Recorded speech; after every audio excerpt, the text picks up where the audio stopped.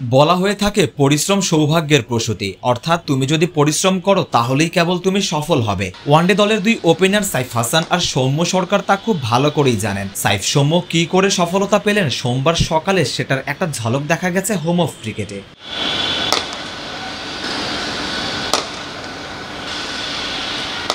একের পর এক নোলুক শট খেলার চেষ্টা করছেন সাইফ হাসান, কখনো সফল হচ্ছেন কখনো ব্যর্থ, তবে চেষ্টার কমতি রাখছেন না। মজার ব্যাপার, অনুশীলনে কোনো নেট বোলারকেই পাননি সাইফ হাসান, থ্রোয়ার নিয়েই তাই সাইফের অনুশীলন চলমান। টানা সিরিজের ধকল কাটাতে পুরো জাতীয় দল যখন বিশ্রাম করছে তখন সাইফের এই একা একা অনুশীলন সাইফকে আলাদা করছে অন্য সবার চেয়ে। সাইফের এই ডেডিকেশন নিঃসন্দেহে নজর কাড়া।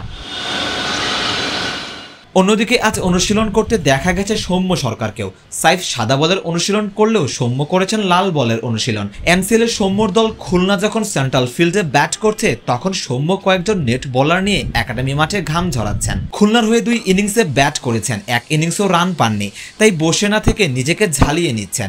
এক ফাঁকে তো পাশেই অনুশীলনরত নারী ক্রিকেটারের নেট বোলারও বনে গেলেন কিছু সময়ের জন্য, মিটিয়েছেন নেট বোলারের ছবির আবদারও।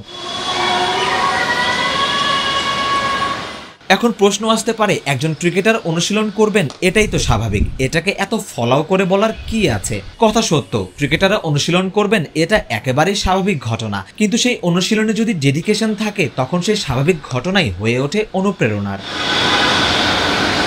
সৌম্য সরকারের বয়স প্রায় 32, টেস্ট দলের সুযোগ পান না, শেষ টেস্ট খেলেছেন তাও অর্ধযুগ আগে। জাতীয় দলের টেস্ট স্কোয়াডে ব্যাক করবেন সেই সম্ভাবনা একেবারেই শূন্যের কোঠায়। এনসিএলে রান পাওয়া না পাওয়া সৌম্যের জন্য খুব একটা ম্যাটার করে না। সৌম্যের তবুও রানে ফেরার এই চেষ্টা, এই ক্ষুধাটা বরং অনুপ্রেরণার। হালনা ছাড়ার এই মানসিকতাই সৌম্যকে বারবার ফিরিয়ে আনে, সৌম্য হারিয়ে যান না।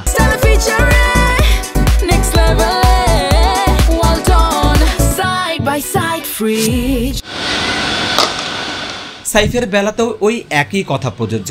এশিয়া কাপ ও আফগানিস্তান সিরিজে ভালো করেছেন, সব ঠিক থাকলে লম্বা সময় টিকে যাবেন জাতীয় দলে। তবুও লম্বা খেলার ক্লান্তি ছাপিয়ে মাঠে আসছেন, অনুশীলন করছেন। বাংলাদেশের প্রেক্ষাপটে এমন দৃশ্য শেষ কবে দেখা গেছে মনে করে বলাও মুশকিল।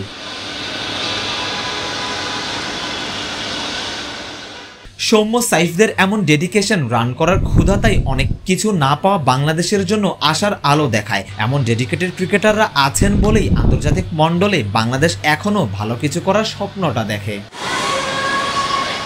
সারোয়ার সেতু, ক্রিকেট 97।